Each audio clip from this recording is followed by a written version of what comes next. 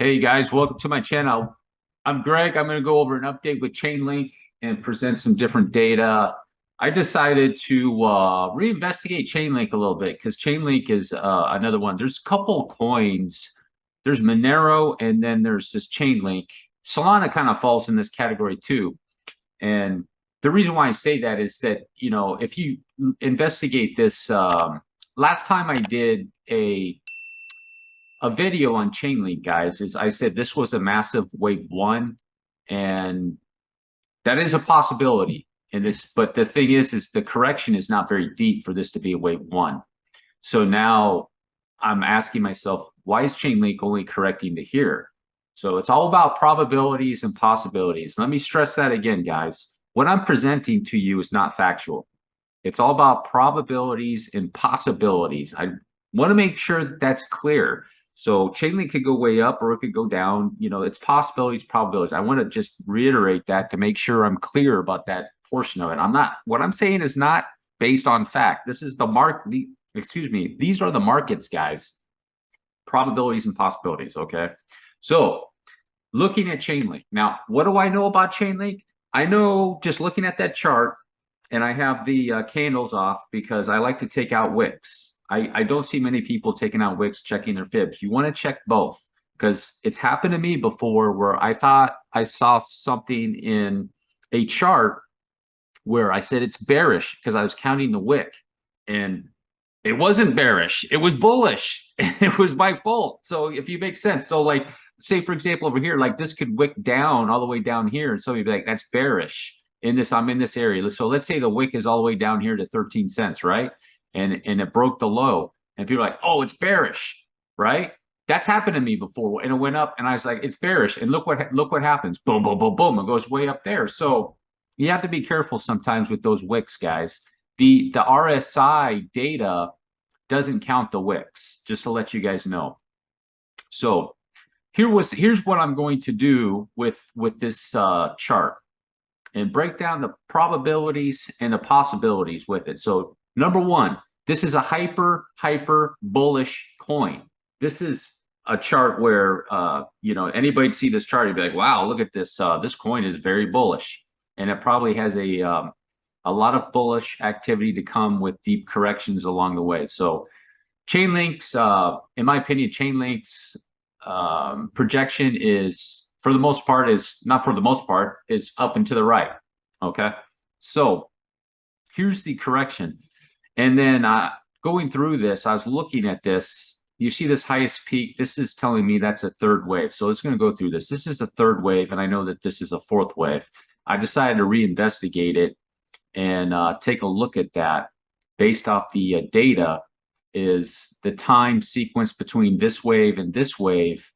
And I'm thinking there's a probability that Chainlink had an extended fifth wave. So what do I mean by that is that this is a 1, 2, 3, 4, and Chainlink had a 5, like that, okay?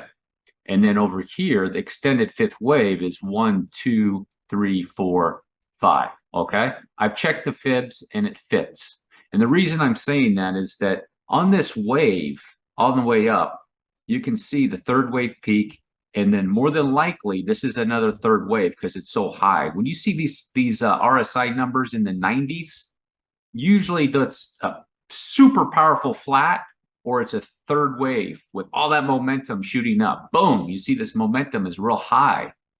So based off probabilities, I know it's third wave, and more than likely it's extended fifth wave, like so. What does that mean? So now I have a wave here, and I have the RSI all the way back down over here. And that's telling me that this is more than likely a fourth wave target, okay? And not a second wave target. So as you can see, there's another wave back here. So there's a good chance, probability, that this is a fourth wave, and Chainlink is going into a fifth, and then that's going to be the whole wave one, okay? Now, the reason I say that is that if you see if I take a fib retracement just on the third wave, so when you retrace and you want to check fibs for a fourth wave, you take only the third wave, not the whole wave, only the third wave. So I'm going to check that third wave. And where is it at? Right there at 382 on a third wave target. So if I put the candle bodies back on there, you can see right there, it tagged the 382, which is a fourth wave target, and it's bouncing right off of that. So that's why I'm saying that that's a good probability that maybe something significant's there. So I looked at Chainlink's waves right here. Let me go to the daily and check this out with you guys. All right. This is its ABC, a 1-to-1, and a 3-wave over here. So you check the fibs on this one too for a WXY leg, just like so, 1.38. Hit it, perfect. A WXYs is really where you want to see these things, 1.38. Okay. So now I'm going to go back out to the weekly. And Chainlink structure is in such a way where it had this parabolic fifth wave. That's what that is, more than likely, of the third wave extension. So where it extended was in the fifth wave of the third wave. And back here is another wave, a wave 1, 2. So I'm going to take that off. So that's a whole third wave. And back here's your wave 1, 2. And that's the third wave that extended in the fifth wave, if that makes sense. The fifth wave had extended, and then you got your fourth, and then it looks like just beyond all-time highs again, where when it will be the target for Chainlink. That's a probability with it, okay? Just beyond all-time highs there, just because of what's in the RSI. So I'll show you another example. We're using the fourth wave. You can see right here, here's a 1, 2, 3, 4, and then up for a 5. I'll show you how this fourth wave's over here to Chainlink's fourth wave in this wave, okay?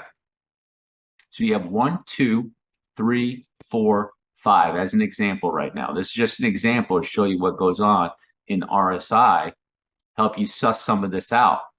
So you see 1, 2, okay? Up for that 3 aggressively, and look how far down that RSI comes in that fourth wave. Almost all the way down to where this second. So like this fourth wave in the RSI is almost down to here in it, you know, where this was. So then it comes around, corrects it, and then it can go up again into a fifth wave. And you can see right here in this area, I'm down in the RSI right now, that fourth wave. And then this came lower, but it didn't come lower in price. That's the other area too that I was looking at. You see, right here is a good example. This could, people would count that wick as, oh, it's part of the correction. So you put it there. Like I did the first time, I said, wait a second, let me check that. So take the wick out, boom, you see, it's different, but it came down deep like that in the RSI to be able to blast up onto a third wave. Because if this is a third wave, and more than likely it is, you have to have a first and a second wave, right? You got to have 1, 2 before you have 3. So 1, 2, 3, and then up onto its fifth to make that whole third wave sequence. And then there's another one behind it. So the fibs are matching up. Now let's take a look at the what Chainlink is doing right now. Could be making a diagonal, and it could just be getting itself warmed up to, you know, you see how this is more like a diagonal, this fourth wave. There's a probability what this would be right here is this would be a diagonal, so it can't be a third wave. That can't be a third wave for Chainlink. That's got to be another, it's got to be a 1, 2. Like so, okay? And this over here could be 1, 2. Just like this, a wild and crazy diagonal where that in itself can be a 1, 2. Okay? So what I'm saying is that Chainlink could be nesting itself in a bunch of 1, 2s, 1, 2s right now, guys. So there's a really good chance that it could have been done right there. A chance, a probability only, guys, a probability. So far, it looks pretty decent. Okay, so if Ethereum there's a probability Ethereum has entered something, it comes down and corrects and goes up, right? There's a probability. I'm not saying it is. There's a probability. You want to see the correction where it's going to take off to. Right now, Bitcoin is in no man's land. I mean, like there's, is there a chance that this is all 1-2-1-2 nested 1-2s? There is, and it just can come down and rip right out of there. Or there's a chance that Bitcoin could come down. Bitcoin just needs to come down 20%, 21% to test these lows, guys. 21%. Bitcoin could do that in the next 2 hours. Boom, go right there. So, this to me, just looking at it, it's 50-50. It's 50-50. It's either bearish or it's bullish. So me, I'm erring more towards bearish, where it's going to come down, test the lows, maybe go to 16 and boom. And then in the meantime, Ethereum can go down, test, make a second wave and then go back up like so. Chainlink, how much space does it have now based on this weekly chart? All Chainlink needs to do is maintain, let's see, it can do a 37% drop. Maintain that low right there. That's a probability and a possibility. Remember, I said probability and possibility with Chainlink, guys, that could be going on. I wanted to present that there's a chance that could have been going on when I reevaluated and going, why is Chainlink just right there? Okay. Why is it just stopping right there? Now, the bearish scenario would be this is a W, it's going up to an X, correcting a Y, and this could be a wave 1. Just have to wait for it to play out, guys, and be patient. Okay. That's my analysis on it. I'm waiting for the correction. I want to see the correction. What's Ethereum going to do? What's Bitcoin going to do? Because that's going to determine what's going to be going on here with Chainlink. All right, guys? Made all the way to the end of my video. Drop a like, hit the subscribe button. Peace.